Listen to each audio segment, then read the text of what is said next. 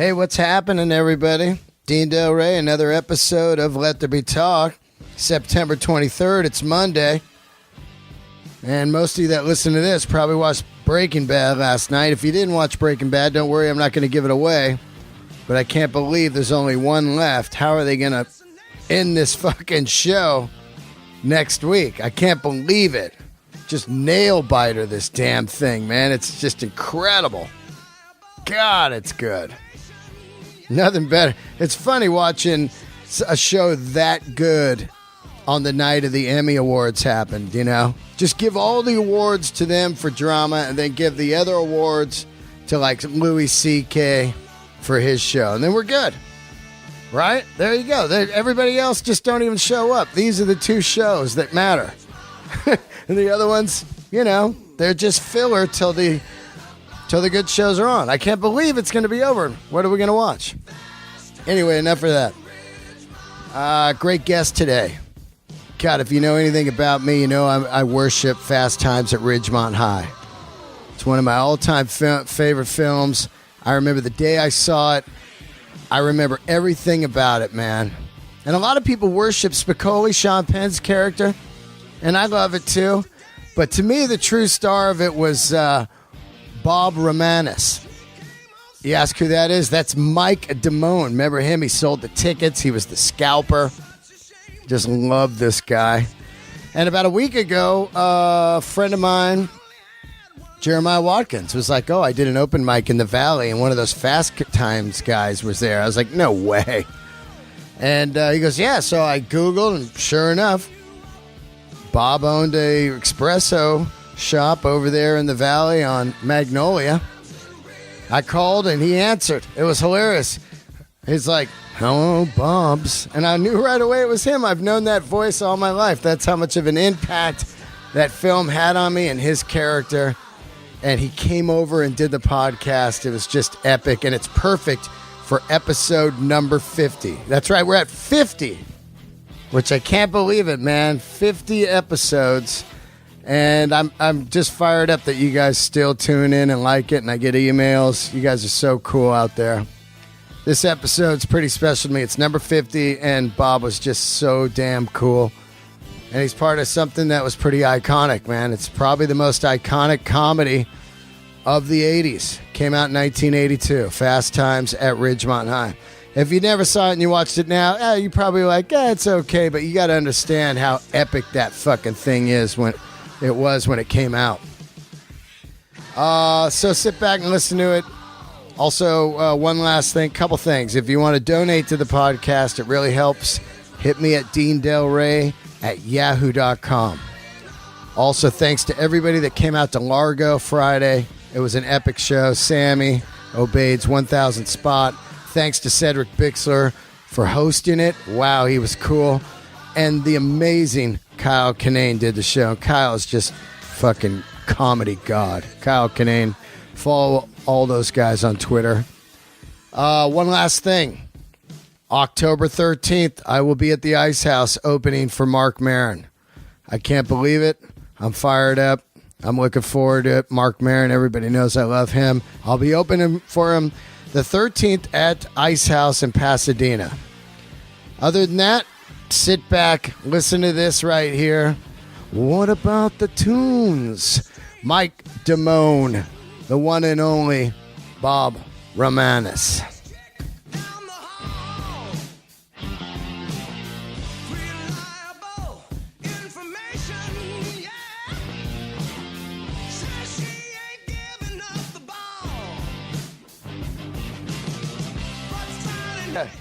Oh, yeah, here we go. That's your mic right there on the left. You want something to drink? No, I'm all right, thanks. Are you sure? Yeah. All right, incredible guest today, Bob Romanus, also known as Mike Damone. To me, as an old school Fast Times at Ridgemont High fan. Huh. But you know what's funny was, first, welcome to the show. Thank you. So glad to have you on. This guy knows that I'm a Fast Times freak, and he says, and I'm also a comedian.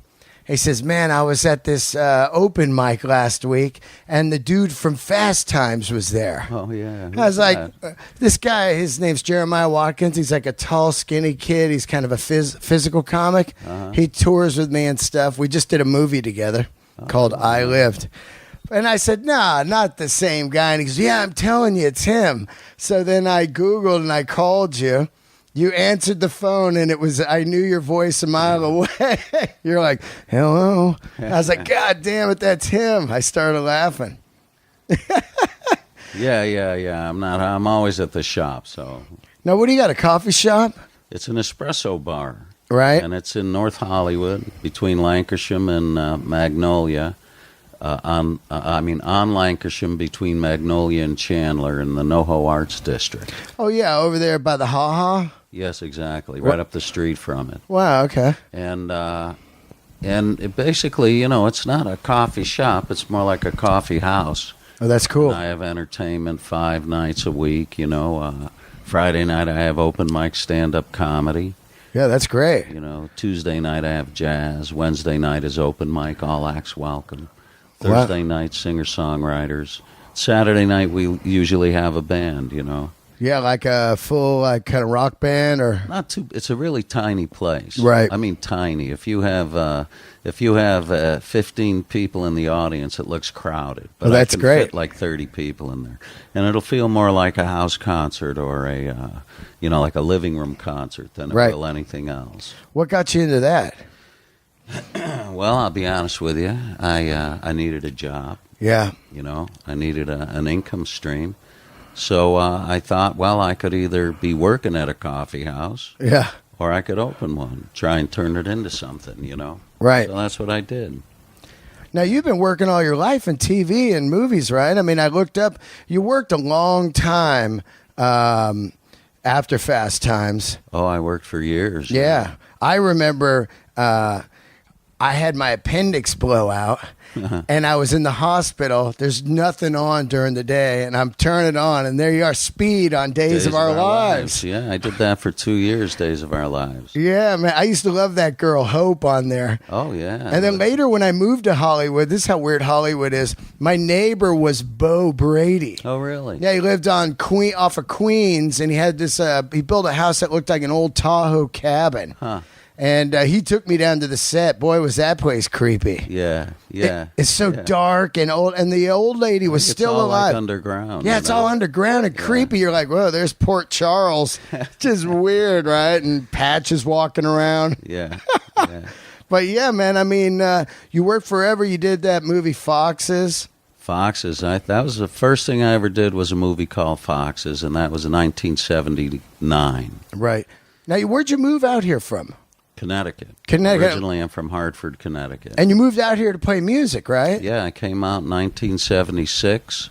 I quit college. I was going to Xavier University in Cincinnati, and I quit college, and I said, this ain't for me. I think I want to travel. I'd always been a drummer. Yeah. And so that's what you play, drums? Yeah. So I went to Florida, thought, well, I'll hang out there during, the spring break, see what happens. And didn't work out so well. I had like $76 in my pocket, and there was I walked in the bus station because that's where I was keeping all my junk. Wow. And there was a sign, they were hanging up a banner that said, Bicentennial Year, 1976. I remember that. Go anywhere in the country on a Greyhound bus for $76. Wow. That's what you had. I did. I gave my $76 and I took a bus to California. How dangerous is that? Like right now I have zero money. I'm 47 years old, and at 44 I started over and said I'm going to do comedy. I'm super happy, but completely like, oh God, what's going to happen next? You know what I mean? Right. All the time. Now, when you move to, and you always hear about it, everybody says, I moved to L.A., it's like the Axl Rose, Guns N' Roses story. Right. I got off the Greyhound, and now what? You're just walking around, right? Well, yeah, I stayed in the garage. I was living in a garage. I cut a little hole in the door for a window, and I was able to use the bathroom in the house. Rent-free, or? Yeah. You met someone? Yeah.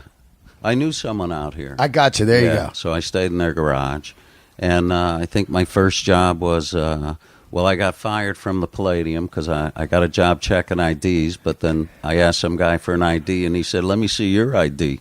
And I was only like 19, so the manager came over, fired me. And then I was bagging groceries at like Ralph's or something, and I got fired for whistling on the job. No shit? Yeah, really. And then I got a job at Shakey's.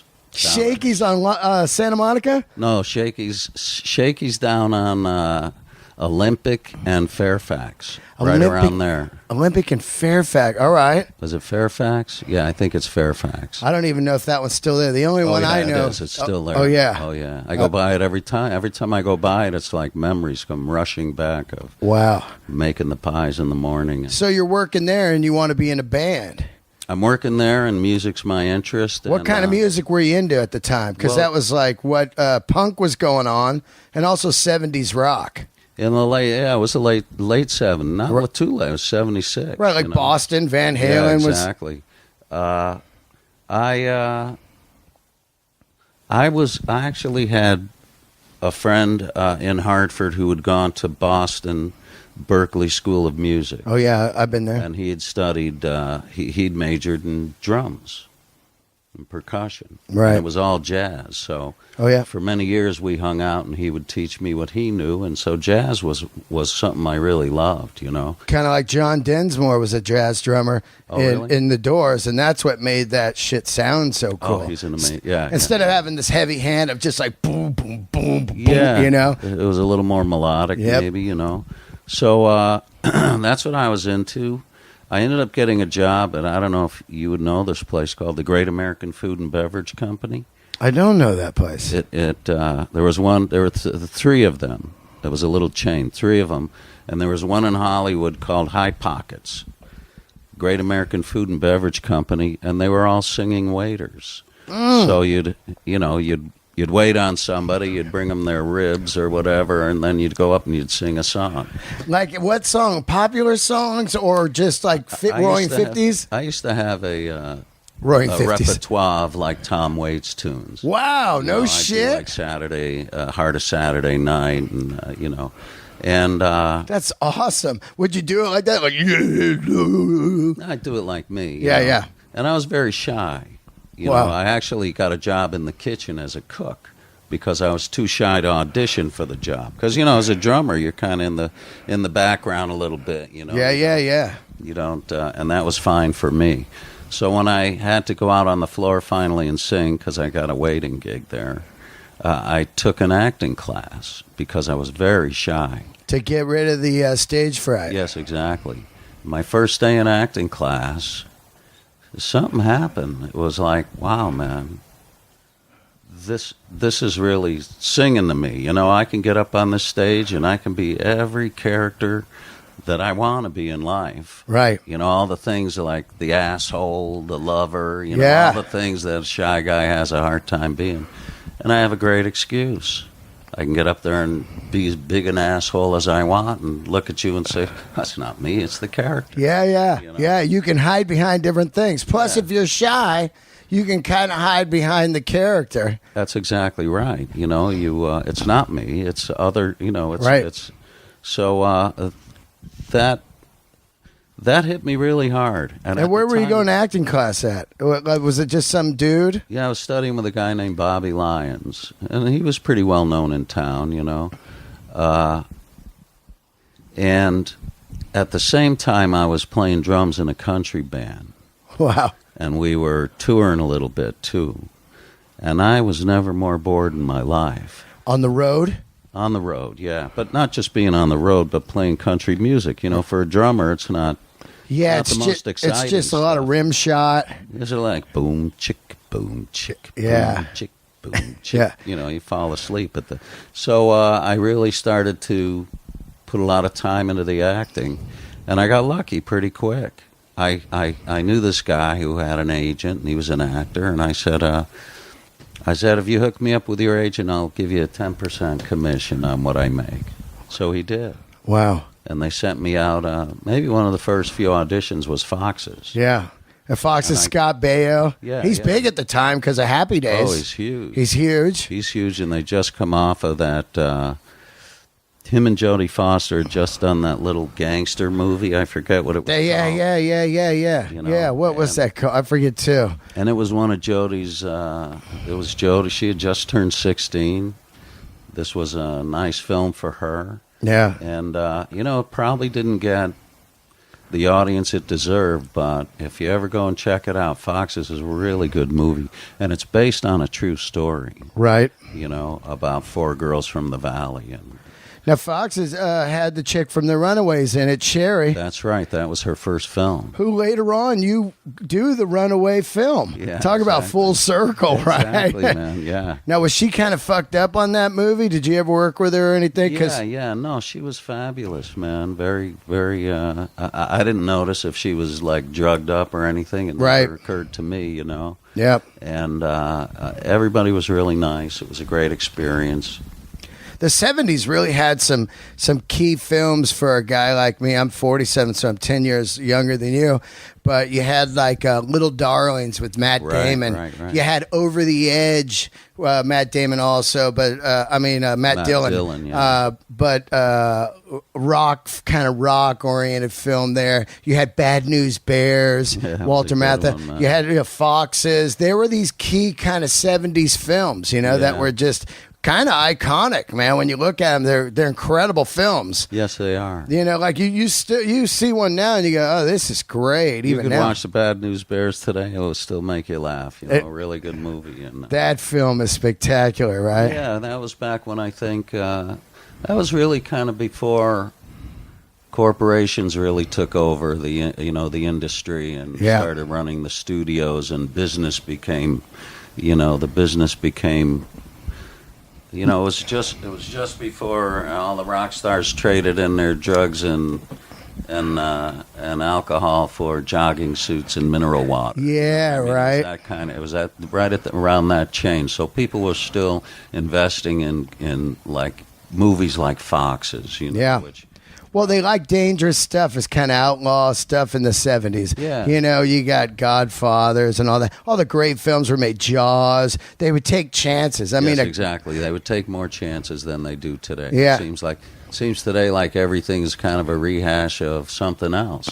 Really? Or a remake. They remade Bad News Or they Bears. just use the title. Yeah, right. I'm surprised they haven't remade Fast Times yet, but I think they have, just in a different name, because it wouldn't really generate now as wouldn't ring with students, but you could rip it off the idea.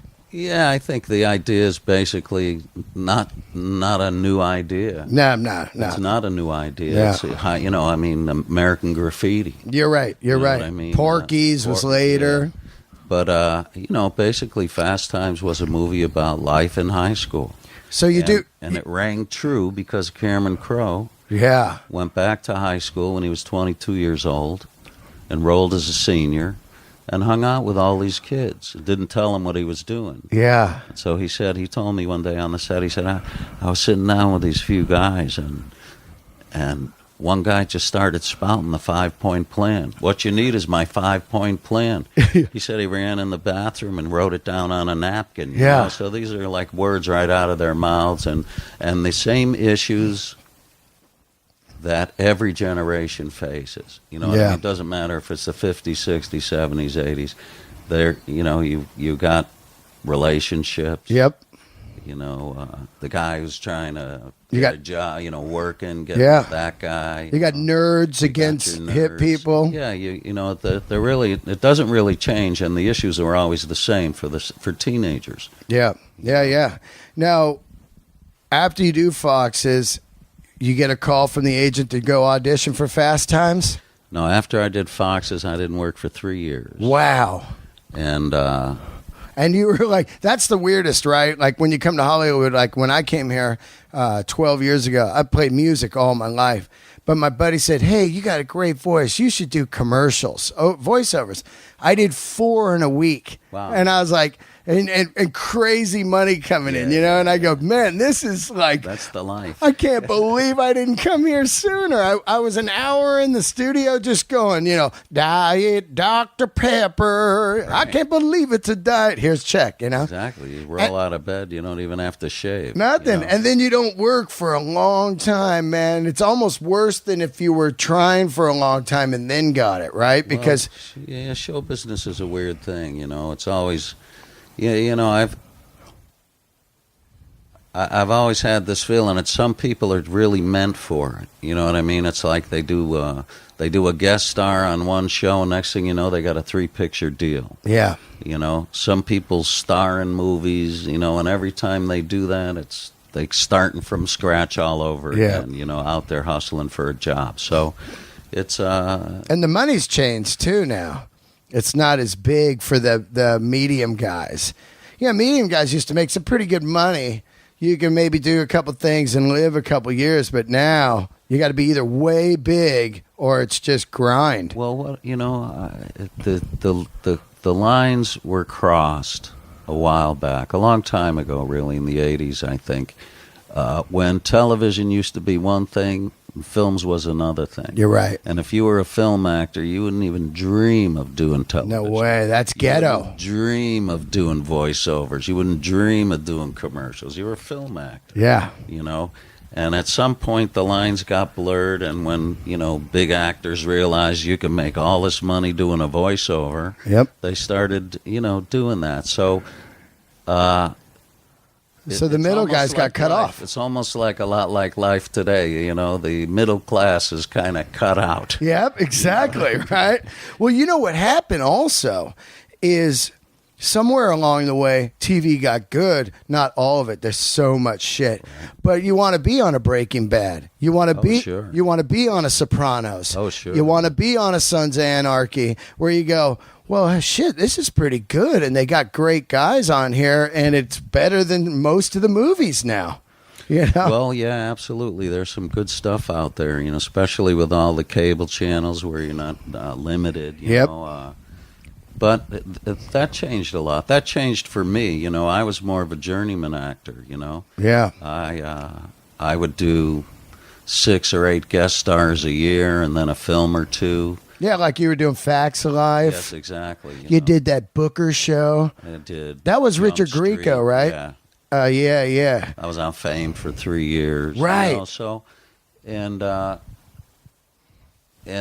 what happened was that guest star that I would usually get is now going to, I've even seen Sean Penn doing television guest stars. You know what I mean? So these guest stars are now going to bigger actors. Yep. And so that kind of dried up the pool for me a little bit. Right, you know? right. There's an interesting story with, what's his name? Jackie Earl Jones, I guess, the guy that played. Yeah, he does Bad News Bears, and he also did a great film, Breaking Away, which was a phenomenal film. I love that movie. Me too, right? Yeah. God. So he does. I thought he was so amazing in Bad News Bears. 1 and 2, he's getting older. Then he never works again. He moves to Austin and becomes like a limo driver. Yeah. And then I guess like 6 years ago, he's driving some guy from the airport, and the guy goes, "Hey, I know you, man. You were in Bad News Bears." He's like, "Yeah." And he goes, "Oh, I'm a producer. I'm doing this movie, Little Children. You should audition."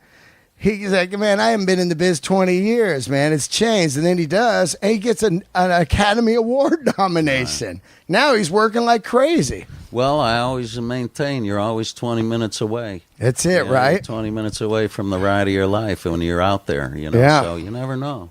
I'm still out there. I keep working. I keep trying, you know. Yep. If I'm lucky now, I'll get a couple guest stars a year, maybe 1 or 2 independent films, you know. Yeah, yeah. But, so you do Foxes. You don't work for 3 years? I didn't work for 3 years, and then I didn't really know what I was doing. You know, I was a musician.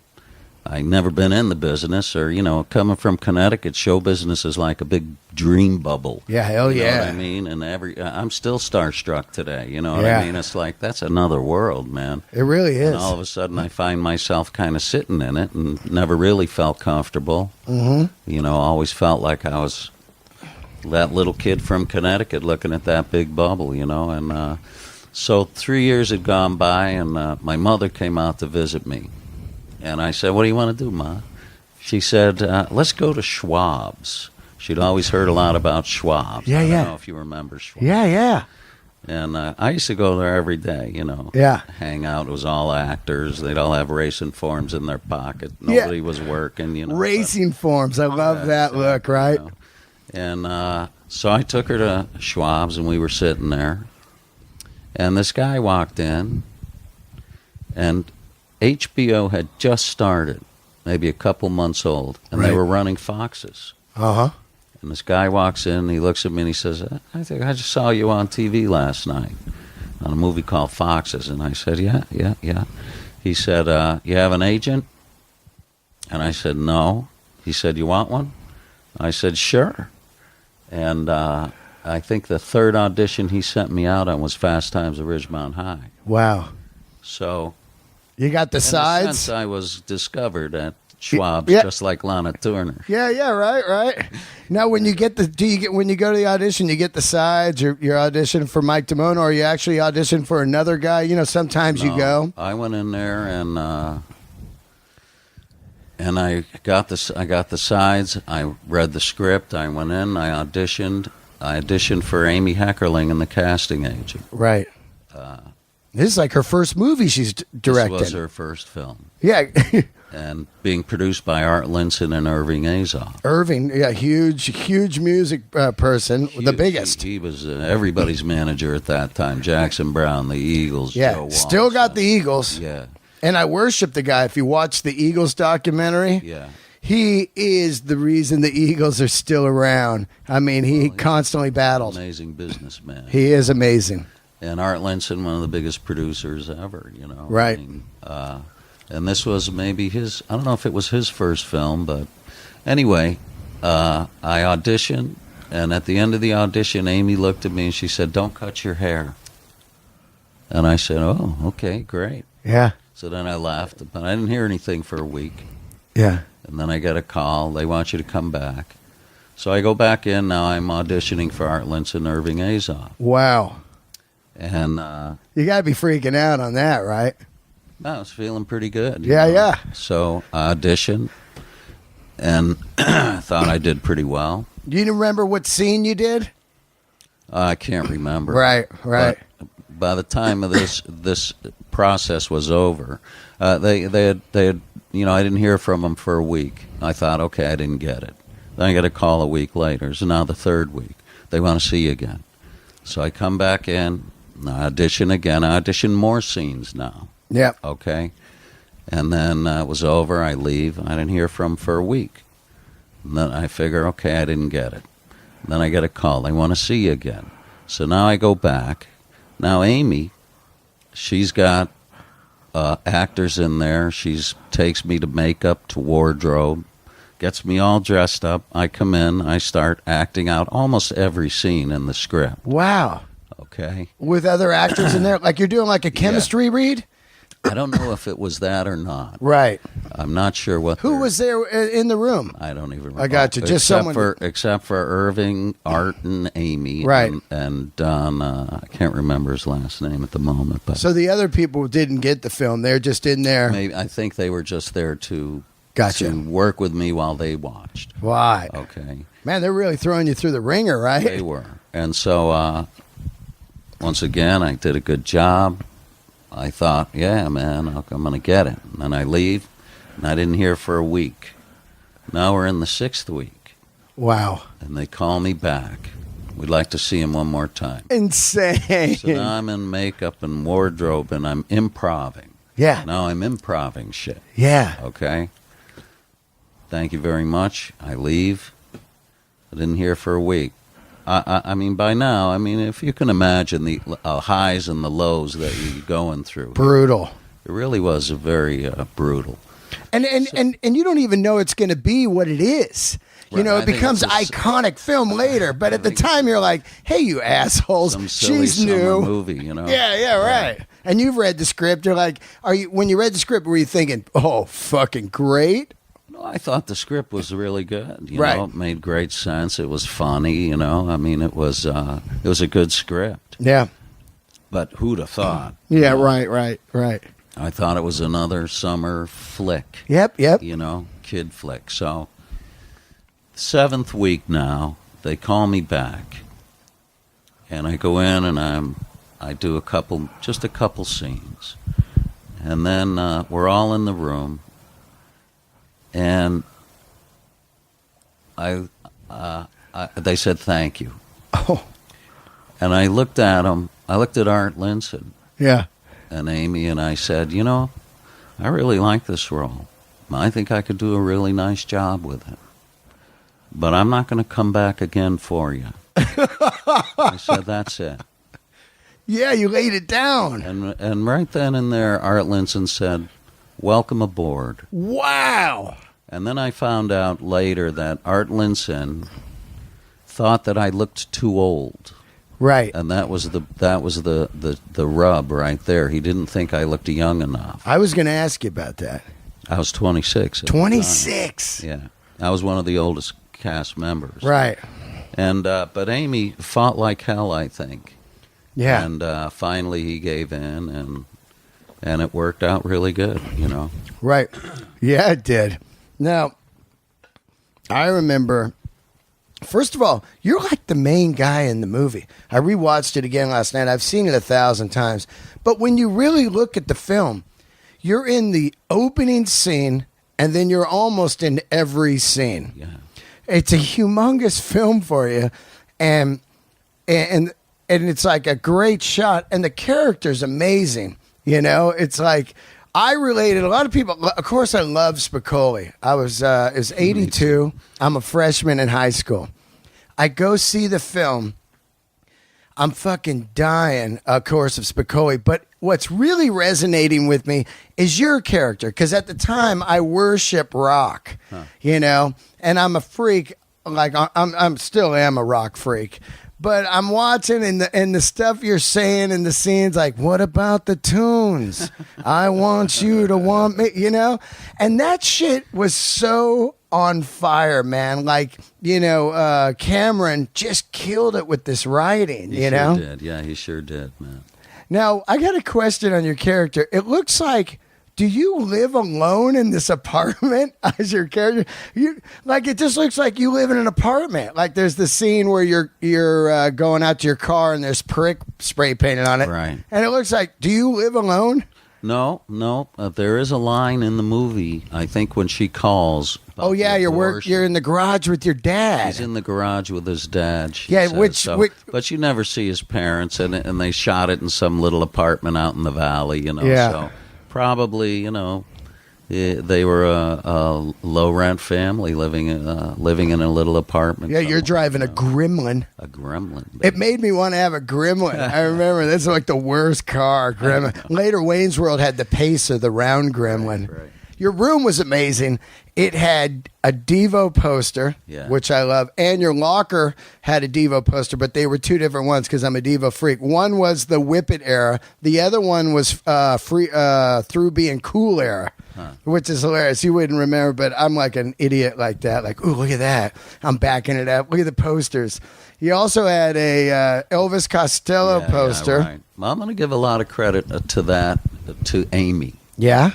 Because Amy is a rock freak. Was she a rocker too? Yes, absolutely. Wow. She turned me on to Elvis Costello during that movie. No shit. What were you into? Still just jazz during that movie? No. You know, I've always listened to pop music. Right. I grew up on AM radio. Yeah. 57. You know, right. So it was always a top Elvis. 10. Yes, exactly. Beach Boys, Beatles. You know, so that was when I was 12 years old, I think. I was 12 years old, and it was in the late 60s. You know, we were listening actually to like Elvis, Santana. Still, you know, it was kind of kind of being combined. Right. Were you into the hippie stuff, the Woodstock and that shit? I loved that Hendrix? stuff. 10 years after, man. I Any love drugs? Alvin You doing Lee. drugs? Acid? Never did a drug. Never did a drug. No, I started, I never have done in all my life Yeah. any drug. No weed? Weed. Yeah. I do. I smoke a little now. Right. And but I didn't really start till I was 30. Wow. So I was just one straight boring guy. Yeah. Well, not boring. Some people just, it's not for people though. Were you afraid of drugs or were you just like, I'm not into it, or you didn't have money for drugs? You know how that is too. I didn't hang out with people that did drugs. Right. My best friends all in high school, we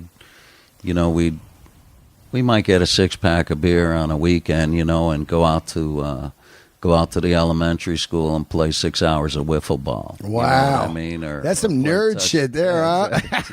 Wiffle ball is fun. Yeah, it is fun. I love it, right? Or we, go out and play a little football or, Yeah. but always like, street lot stuff, never like organized. Nothing was ever organized. And music. I would play the drums, 7-8 hours a day. Yep. So that kind of was my life, Now, you don't have any scenes with Spicoli?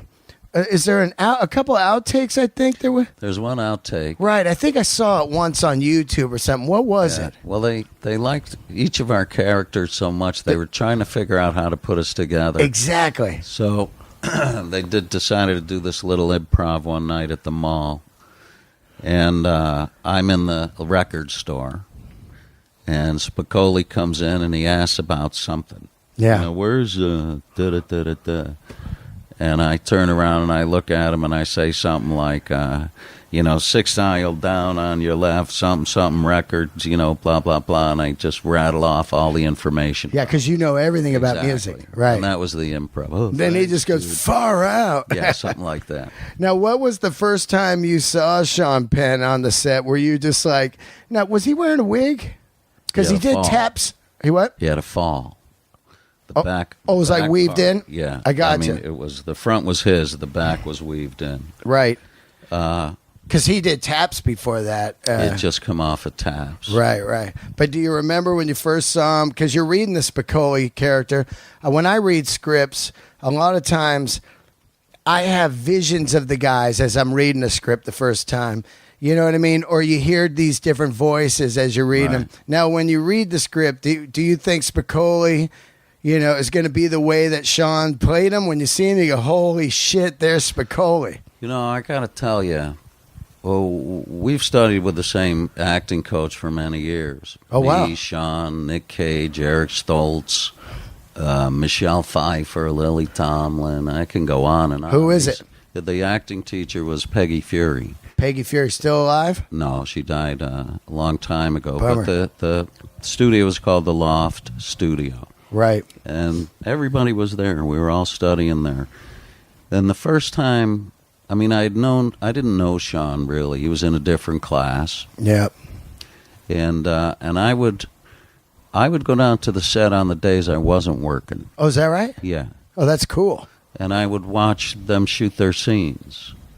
And I would watch Sean, and I would think, this guy is fucking great. Because awesome, I don't think, was invented until he said it. That's right. So, awesome at the end there. Exactly. So I'm thinking, this guy is really good. He's great, man. I got to go home and do my homework. I have to go home and get better. I have to go home and yes, exactly. Push yourself. Yeah. That's like me when I watch comics like Bill Burr. I go, fuck, I got to get good, man. Yeah, it's like playing with a guy, playing tennis with a guy who's better than you. That's right. You want to up your game. So yeah. That's what he did for me. I'd watch him and I think, wow, that's oh my God, he's so funny, man.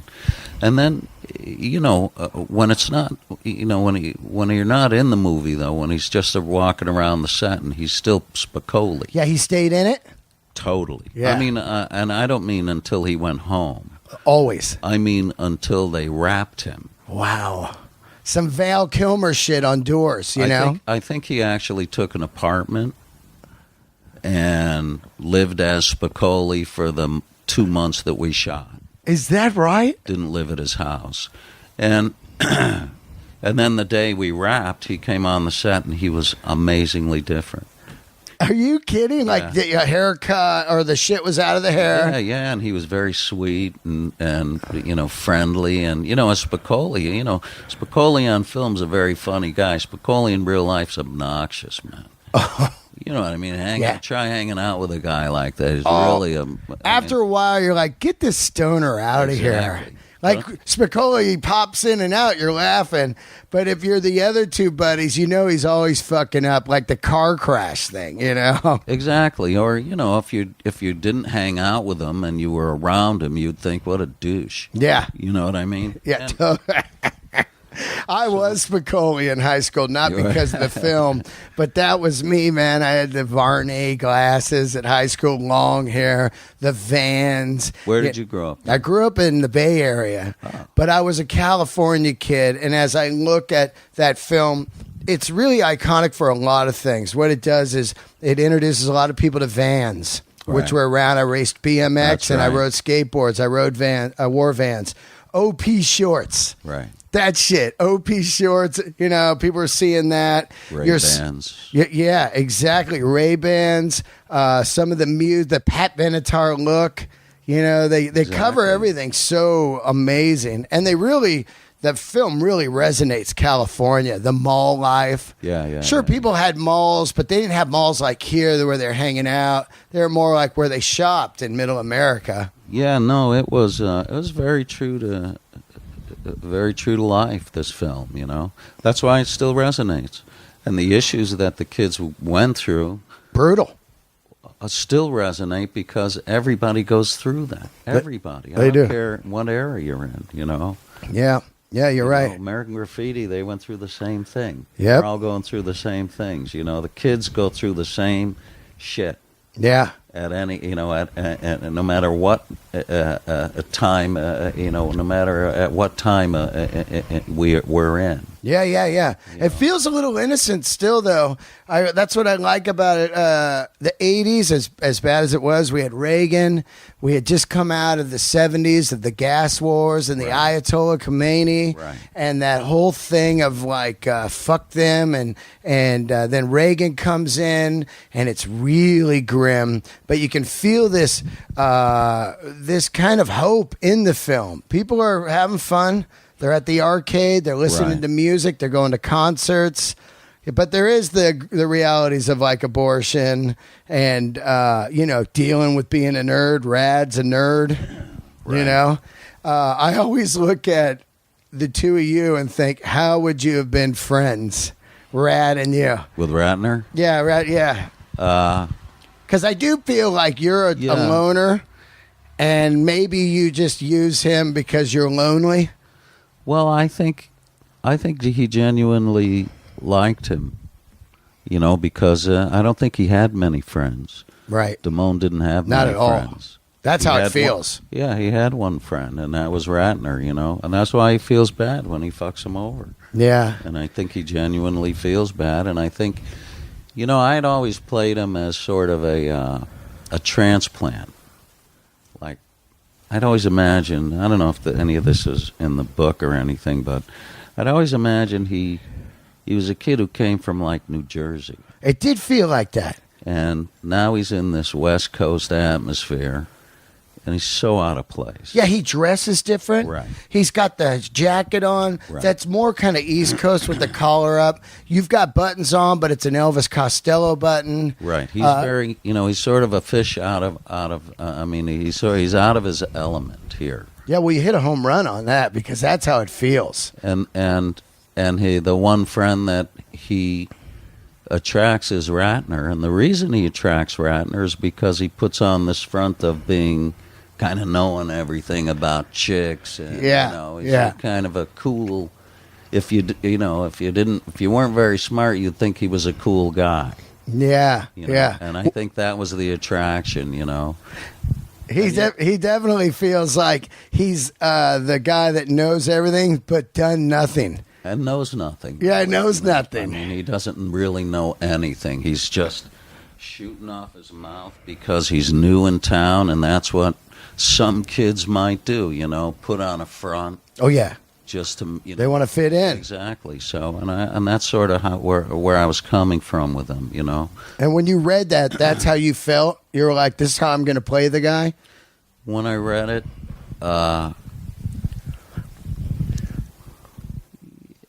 yeah, I don't know that yeah, at some point I thought to myself, excuse me. Yep. At some point I thought to myself, you should do it more, find a little more of me in it. Because I am from the East Coast. Yeah. Instead of trying to be this West Coast kid. Yeah, because the other guys are West Coast. Right. I said, we'll try and make this work. And I sort of modeled it a little bit after a kid I went to high school with. Wow. Does he know that? I don't know if I ever told him that. But we all, after, between classes and stuff in high school and junior high, we used to sit around and play cards. Yeah. Poker, And this kid, he was a real hustler. And he was always bobbing his head. And he's saying things, hey, a card laid is a card played. And I kind of picked up on that rhythm a little bit. Yeah, because the way you deliver the lines is spectacular. I'm kind of a geek on the movie, but I'm sorry, but I just love the film. And the way you are like, I'm really kind of busy, right? That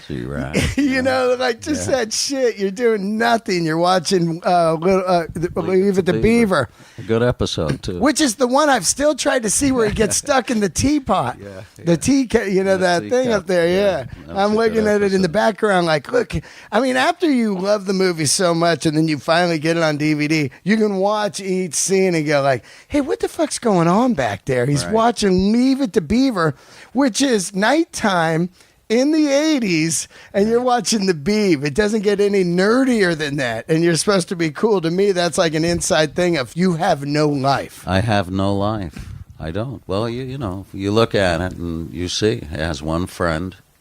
Yeah. He makes a living ripping people off. Scalping tickets in high school. Hustling people, and he talks about things that he knows nothing about. Yeah. So... I love that. What's the one line? Come, stays, lays, or prays? Doesn't matter whether she comes, stays, lays, or prays. Whatever happens, your toes are still tapping. When you have that, then you have the attitude. There you go, man. That's right off the napkin.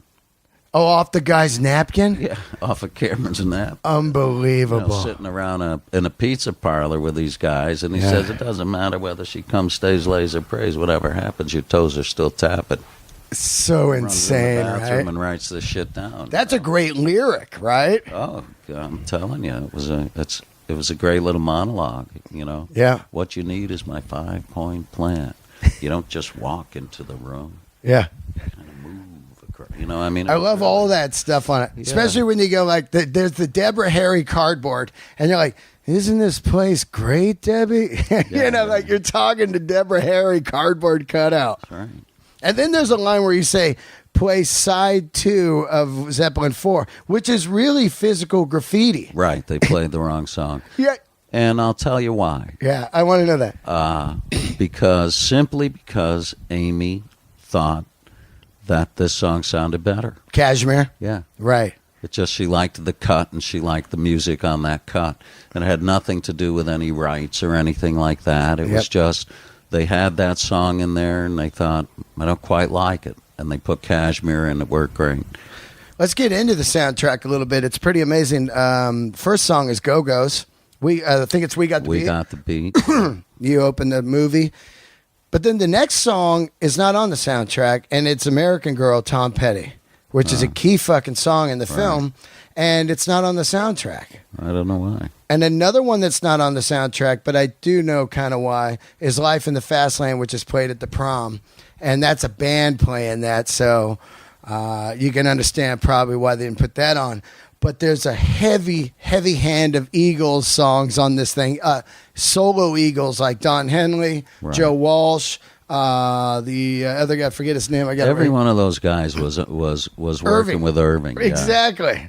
And when Irving, one day we're in a bar, we're watching something, I don't know. And Irving comes over to me and he says, if you could have anybody do a song in the movie for you, who would it be? Now, here's my naivety again. I don't really know who Irving Azoff is. Right. I just think he's producing the movie. And I say, Bruce Springsteen. Wow. Amazing. And he's looked at me with like this blank look on his face because he has all these artists. And I think he was thinking, I should pick one of his artists. Yeah, right. Because he's managing all these great guys. And then he looks at me and he goes, I don't like anybody who can't sing on key. Oh, he clowns Bruce. Yeah. That's a great story, man. Bruce sings fantastic. Bruce. Me too, right? Like, have you seen Bruce live? Oh, several times. Oh God, yeah. I saw him. Pam Springsteen was in the movie too. His sister. Oh, what scene she in? She's the cheerleader I'm selling the tickets to. Oh my God! Really? The where you're trying to sell the Cheap Trick? Yeah. The magnitude of Robin Zander. Right. That's Bruce's sister. That's Bruce Springsteen's sister. Yeah, Great Pamela. shit. Yeah. Now look at the people in the movie. You got Judge Reinhold. The guy goes on to do Beverly Hills Cop 1, 2. I mean, he becomes a big star. Yeah. Jennifer Jason Leigh later does Rush, which I thought was a great film. That's the drug one with Greg Allman's in that. But then you have who else is it? You have three Academy Award-winning actors in that cast. Sean Penn, Forrest Whitaker, Nicolas Cage. That's right. All three of them won Best Actor at the Academy Awards. So that's saying something to me right there. That really is, man. Now, Nicolas Cage, he was supposed to be in the film, right? Well, he was in the film. He was one of Brad's buds. Right. And evidently they cut out a lot of it, not because of his work, but just because of timing and everying, Yeah, too many side friends, too. Yes, exactly. So you see him a little bit in the movie. But... Yeah, later, I think he does Valley Girl, like, next year or something. The next thing he did was Valley Girl. Right. Yeah. Right. And he hasn't stopped since, Nope. Do you talk to any of the people or anything? Now, I just read that Phoebe has like her own clothing store in New York. Right. Married like a producer or something. Well, she married Kevin Kline. Oh, Kevin Kline. There the you actor, go. Yeah. Yeah. They've been married for years. I think they have a couple kids. She's got a clothing line, I guess, somewhere in New York. And I never see her, but it sounds like she's doing real well. Yep. Jennifer's married to that director. I can't think of his name right now, but he's famous. Right. Sort of an independent, very smart director. Sean, of course. Yeah. I spent a Thanksgiving with Sean. Oh, you did, huh? Yeah. About 6 years ago, I was doing a documentary film on a band, and he knew the singer, invited me over with the singer. We spent the entire night there. But at the time, you can't talk Fast Times with Sean. You know what I mean? He's like, I guess he doesn't like it, or he doesn't like that character or whatever. Well, I wouldn't say that. Right. I'd say that, it's funny. A lot of people, that's such a great character. A lot of people would like to talk about it. Yeah. But he's had so many great characters. Yeah, well, I love Dead Man Walking. Oh, and I think fabulous. I think it's one of the finest pieces of acting going, because what that movie does to you is it really puts you up like, where do you sit with the death penalty? Right. And I'm totally for the death penalty. If you see the guy red-handed, he does something, get him out of here immediately. But that really sets it up to you of like, where do you sit? And for a movie to draw that out of me. Well, it was very interesting. That was Tim Robbins. I think he directed it. Yep. Maybe even, based on a true story. But think about Sean's work. Bad Boys right after that. Bad Boys right after that. That was awesome, man. Oh, that's spectacular. Yeah, and then he did, where he was the cocaine, the Falcon and Falcon and the Snowman. And then he was with Al Pacino. What was that one where he played? He's the lawyer. Yeah, with the crazy Jewish fro and the glasses. That's in Blow, or I think it's Blow or not Blow. What is that called? I forgot. But yeah, he plays the lawyer. And it just goes on and on and on, and I just watched the other day, River's Edge, was it? Oh God, yeah, that's Tim Robbins also. Yeah. Now I feel that was Clint Eastwood. Oh, Clint Eastwood directed it? Directed that, yeah. Oh, Tim Robbins did the other one he was in that year. Sean was in 2 movies, remember? Mystic River? Mystic River. That's right. The one I'm talking about. Mystic River. Then you have those 2 films, and that year Tim Robbins won for I think something he did with the other Shawshank. No, the Mystic River, and what's the other movie we just mentioned? River's Edge. No, I forgot. Oh. But anyway, that year that Sean won was the year Tim Robbins won for directing a film too. Oh.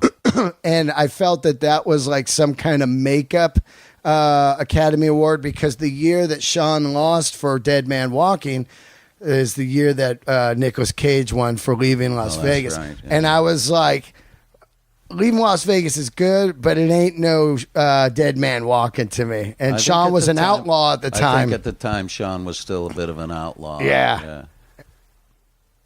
Hold on. Can we try and get an actor in to help him out, and asked me if I'd do it, and I said sure. And we shot it down at the Wiltern Theater, and I had a ball doing that.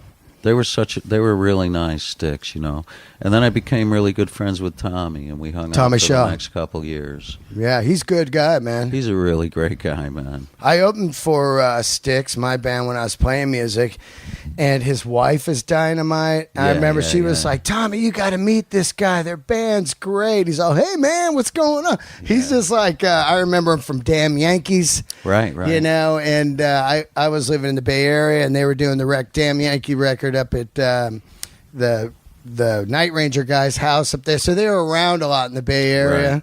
And Tommy was just always a great guy, you know. He's a Midwestern kid, and he just loves to play rock and roll, and he never, I don't think he ever really got, influenced by all the business stuff about it. Right. There was a time when we first started hanging out, right around that time of shooting that thing. Styx was really popular. They had a limo, and the guy would go into the crowd and point to the girls and say, "You want to meet the band?" And they were doing lots of drugs. And standard procedure, standard rock and roll stuff, But and then he invited me. He said, "You got to come to my farm in Michigan."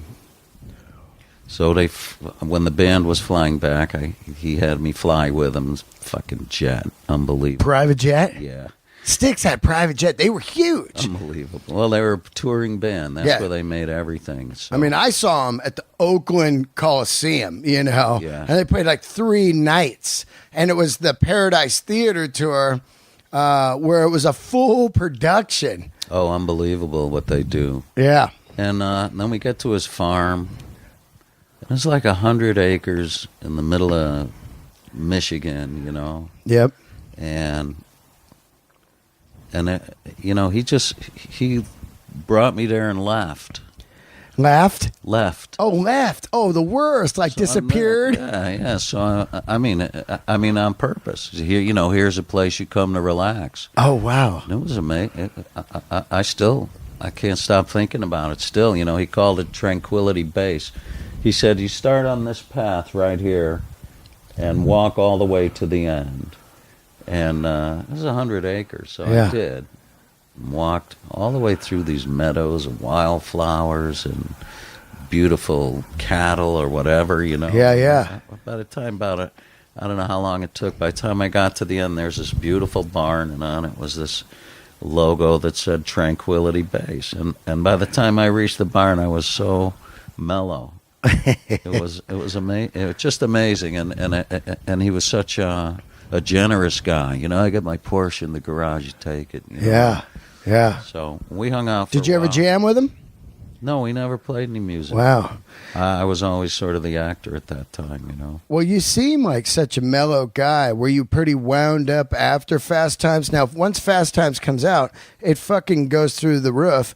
Are you just going around Hollywood getting completely mobbed, or what's going on with that? Because Well, I see even just a shitty reality star walk into a restaurant and get mobbed now. I got a lot of attention. You had the same look, right? Yeah. Oh, yeah. You could tell my voice doesn't change. Yeah. Yeah.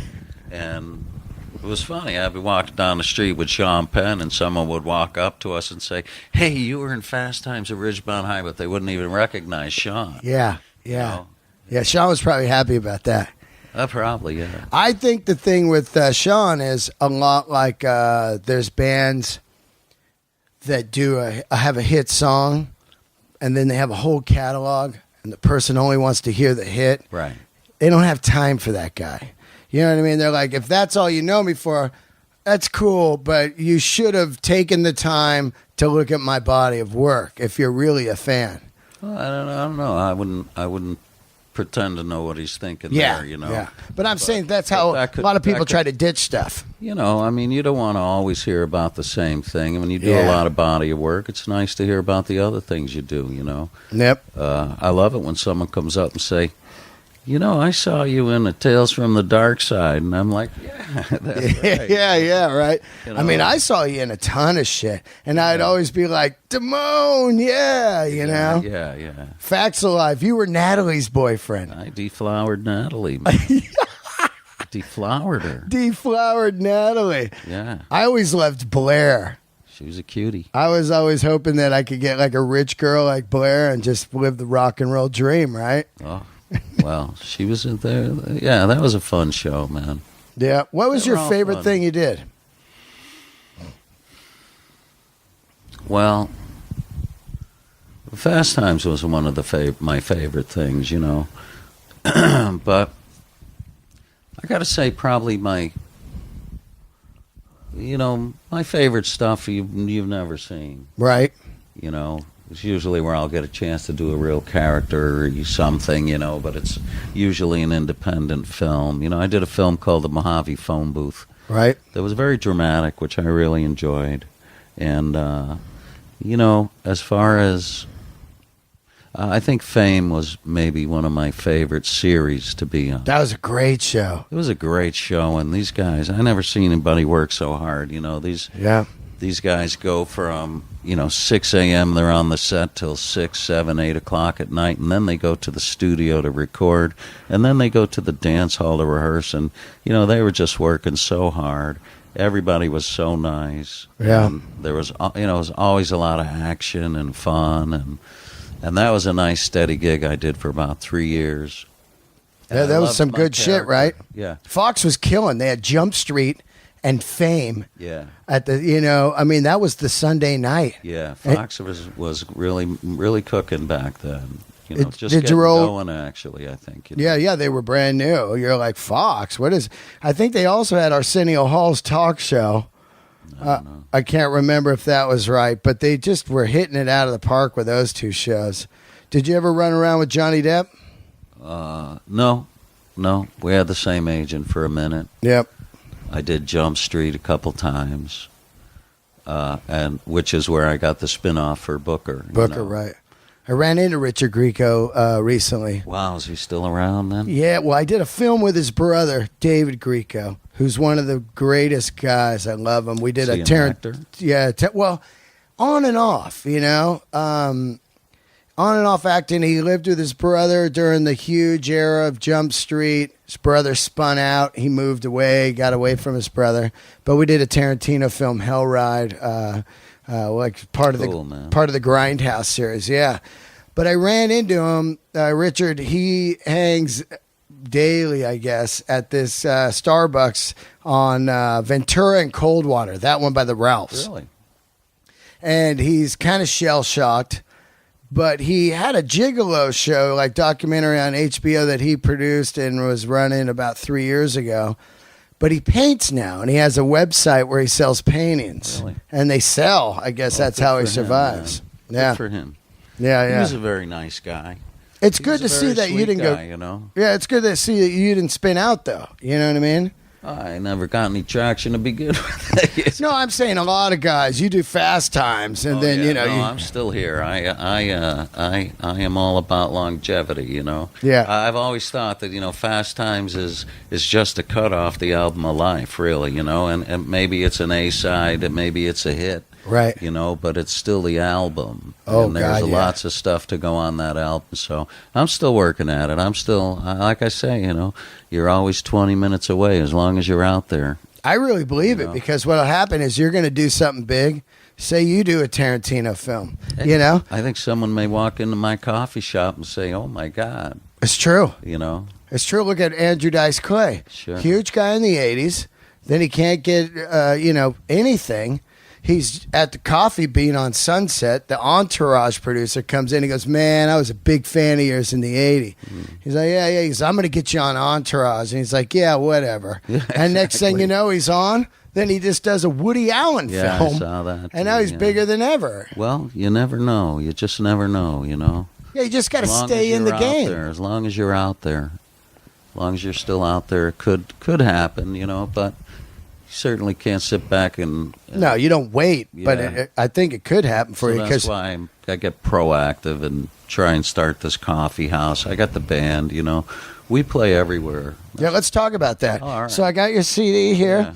Your band's called Papa's Kitchen. Yeah. New record, just so you know. Right. And you play drums on it. And then who's Well, actually, it's produced by me and Steve. Steve Feldman, he's my songwriting partner. We've been together for 17 years now working. That's pretty cool. That's our seventh CD. And 17 years. yeah. Well, when we were going through a lot of shit, both of us, Yeah. we decided every Tuesday and Friday night we'll get together and, if nothing else, just jam. Just for your mind. So we turn on the recorders, and it started off a stream of consciousness, sort of like therapy, Yep. I hate my fucking wife. Yeah. You know what I mean? You had a bad divorce? Oh yeah, not bad, but Yeah. divorce. Any is divorce not is easy, bad, right? Yeah. How long were you married? 15 years. What? We were together for 20. So Is she an actress? she is now. She was an actress. She's now a producer, television writer. Right. So anyway, that was the reason we started to get together, and we started just working, writing, recording. Next thing you know it, we said, well, let's take some of these songs, we'll make a CD, and so 17 years later, we're still doing it, and we play all over town. We do. Where do you play? Well, we've played certainly every second Saturday of the month. We play at Bob's Espresso Bar That's the name of the place, Bob's Espresso Bar, and it's in the Valley, in North Hollywood. North Hollywood. And you can look up online any one of these, Bob's Espresso Bar or Yep. Papa's Kitchen or Robert Romanus, and it will all come up, and you'll see what's going on. Right. Yeah, you got a great website for that Bob's Espresso. Yeah, we got a good one for the band too, called Papa's Kitchen. Papa'sKitchen.com. Yeah. Cool. And we played the Pasadena Music Festival last month. We playing a place called the Altadena Coffee House. We do a lot of like Kulaks and Room 5 and Genghis Khan and I don't know. Genghis Khan's cool. You ever do Yeah. McCabe's?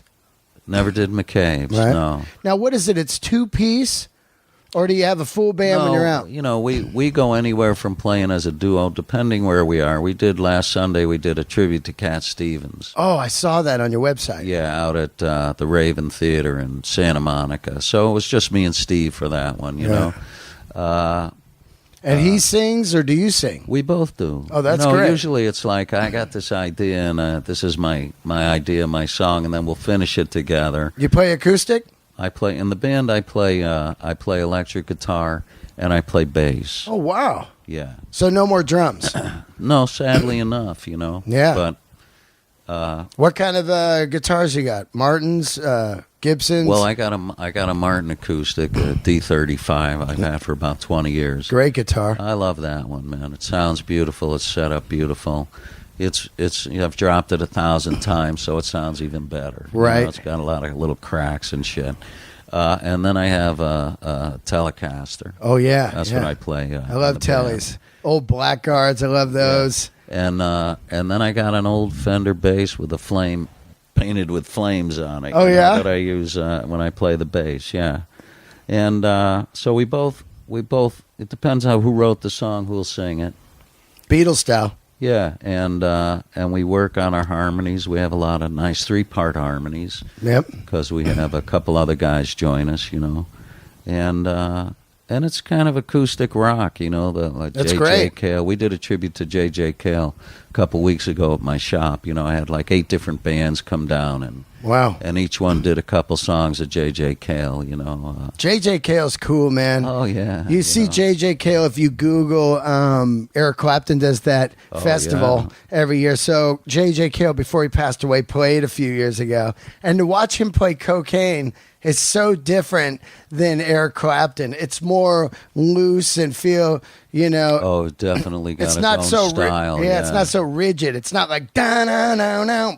Right. Probably why it wasn't a hit. That's right. That's right. You know, because he. Jj Cale is really cool, man. You get into any of the newer acoustic acts, say in the last 15 years. I mean, I love acoustic rock. I love Wilco. A lot of alt country, you know, Lucinda Williams. I love Lucinda Williams. She's fantastic, I do like a lot right? of that stuff, you know. I think Car Wheels on the Gravel Road's the best That's a record. great album. That record in the last 20 years I really is monumental. like that album, man. How about a little Ryan Adams? You into Ryan? No, I can't say I know enough about him to be into him, you know. But there's a great scene of acoustic music over the last 15 years, you know. And I think Jacob Dylan's a great friend of mine. I toured with him. But I think it really started around the 90s where after grunge, people were down for some songs and listening to stuff. You had Counting Crows, you had Wallflowers. You could get into... and then Wilco and Sunvolt and Lucinda, all that stuff really hit, you know. So it's a great, it's a music you can play at any age. Yeah, and I'm glad, and that's sort of, you know, the reason I opened the coffee house is I've always fantasized about coffee house, you know, from the '60s and Bob Dylan and Greenwich Village, great that stuff. Poets and songwriters, and you know, and that was my whole idea about this place is that I would like it to be that, you know, I want this to be a place where good music comes out of. Maybe people even get found down here, you know. And comedians too, you know. Kind of open it up to the local talent. Yeah, I'm going to start doing it. Oh, I have an open mic on Friday nights. Pretty I'm there. Interesting. I'm going to start coming in because I really like guys like you that I mean, there's no money for you to be made like in a monumental thing of like, well, I'm going to open this coffee shop and just be a gazillionaire. But but your vision is so clean. I love it. You're like, I'm going to open this place, and it's going to be a place where we're going to have art. Yes, exactly. Every month I change out the artist. I get a new artist of the month, you know, and I have beautiful walls. Yeah. Big walls all the way around, you know. I got great coffee, great espresso, and you know, like I say, it's you're right. I'm never going to make a lot of money out of it. My hope is that one day I make enough to pay the bills, you know, which are not a lot. Yeah. You know? And you know, it'd be cool. What's that? Is if you did like maybe twice a year a CD of the people that are in your place, like music, poetry, and comics. And you have these Bob's Espresso records. That's not a bad idea. You can really do it almost free. And and it really gets a community of like, yeah, we're on Bob's Espresso 1. We could put them on iTunes. I'm telling you, man, it'd be great. That's a nice idea. And people would be way into it. Like, I'm on volume 3, you know? And they get into that shit because it really brings the community in. Like, they're proud. They're like, yeah, man, he picked me. And you're the guy that picks him. Like, this year I want to see who I want to have on. You can have comedy. Yeah, right? Because those are cool, man. Like, those kind of... those CDs that are just kind of like a collection of different stuff, and you go like, whoa, I like this guy. You know, and then you seek out the other stuff, and then each one could have like a track that you and your guy did. Right. You know, that starts it off. That'd be cool, right? Well, think about that, man. Yes. Well, I'm glad you came down, man. I'm still fired. It was just so funny because, like, when you answered the phone, Bob's, I was like, fuck, that's him. It's so funny, man. Well, right? I'm not hard to find, really, you know. I know, but that's great. Yeah. You know, because your character on Fast Times really, there's things that saved me throughout my life. I think you need things like Fast Times, and also that turned me on to everything, like filmmaking. Cameron Crowe. Cameron Crowe is a god to me. I think Almost Famous is one of the best music movies ever made. Because if you've been in the biz like me 25 years or so, you know that thing's dead on real. Right. It's just missing a little cocaine and heroin, but other than that, you're in there. I think that's because his mother was watching. Right? Well, he's a really interesting man, Cameron, you know. He's had a very interesting life since he was a young boy, writing for Rolling Stone. Writing for Rolling Stone, yeah. I think one of his first covers was like Zeppelin or something, you know, when he's 15. So that's pretty extraordinary, and he's very talented. He deserves it all, really. You could never do what he did either now. You sneak into a school, because that, you know, no, you would be so fucking, the school would get completely like, this is an outrage. A 22-year-old was in school with my daughter. Yeah. You know what I mean? And he's like a man in the PE locker room. You know, that's kind of weird shit. Yeah, maybe you're right. You couldn't do that, man. But what a genius to do it, right? Well, he's such a good writer, you know, that he needed to explore it before he wrote about it. Yep, You know, some people write about it from memory.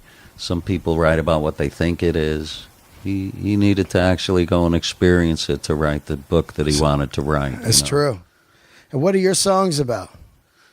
Well, we write a lot about the devil. We write a lot about praying.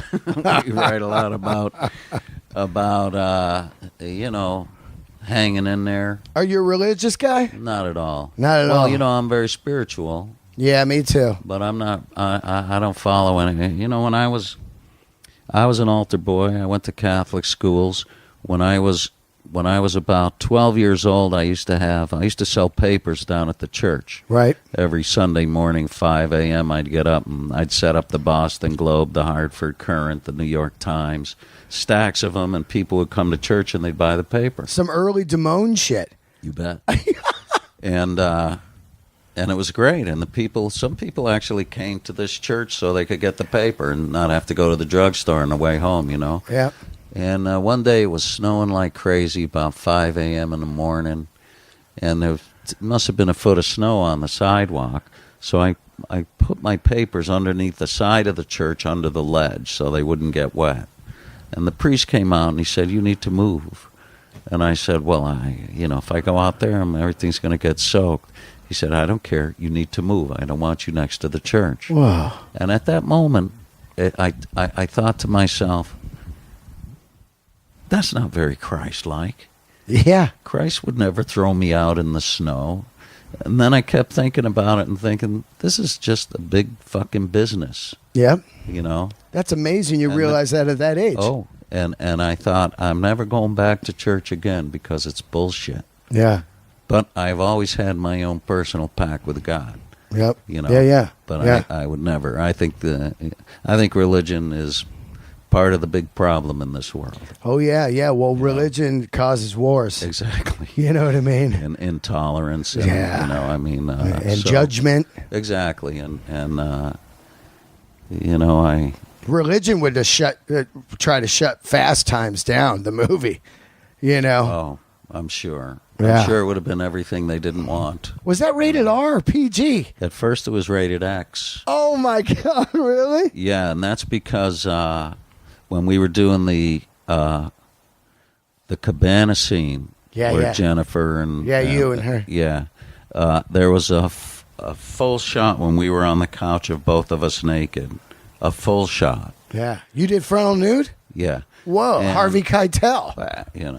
Early Keitel shit. Oh, yeah. He was my inspiration. Yeah. Were you nervous on that? Oh, very. And I never knew this. yeah. And then, you know, they also had the carrot scene where she's teaching her how to give BJ's. a blowjob. And the censor said, you can't have both. If you have both, we'll give you an X rating.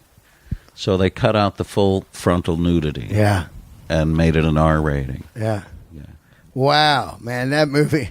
Let me ask you something before you go. When you're doing the nude, naked scene, I mean, she's pretty hot, right? Are you getting like, whoa, like, how do you not get a boner in that scene? Too many people around. Well, yeah.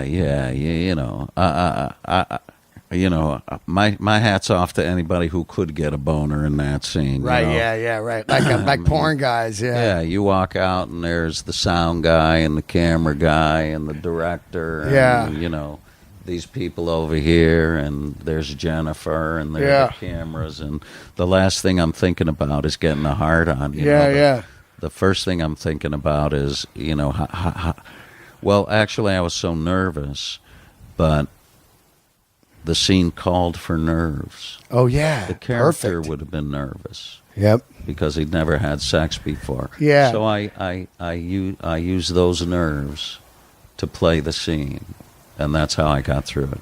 Perfect. Thanks Yeah. for coming by, man. Hey, my pleasure, man. Once again, Bob's Espresso in the Valley on Lancashire. On Lancashire Boulevard, North Hollywood. And comedians that listen, I got a lot of comedians that listen. Open great. mics at what time? Friday night. Every Friday night is open mic. Is it free? Comedy. It is free. You get about 5, 6, or 7 minutes, depending on how many people show up. Last Friday, I had 27 comics come down. Wow. And I don't ask you to, you know, pay anything. Maybe you'll buy a drink or a coffee or a water. Yeah, or don't be a something. cheap bastard, Exactly. you guys. Buy something, We man. gotta Don't keep hit the and run place these open. spots. Yeah, you know, I'm doing my spot and I'm out of here. Yeah, and that's a fun night. And don't forget, check out the band, Papa's Kitchen, www.papaskitchen.com. Yeah. Thank you so much, man. Thank you, man. I appreciate your Yeah, I'm going to be down there for sure. I'm going to Okay, come cool. down and throw some jokes at you. I'd like that. I love you, man. Thanks for this. This is a dream come true to me. I didn't think, like, when I was a kid, I was going to be interviewing you 31 years later. Well, my God. All right, well, thank you, man. Yeah, thank you, man. There you go, right there. Thanks for tuning in, guys. Let there be talk. See you next week.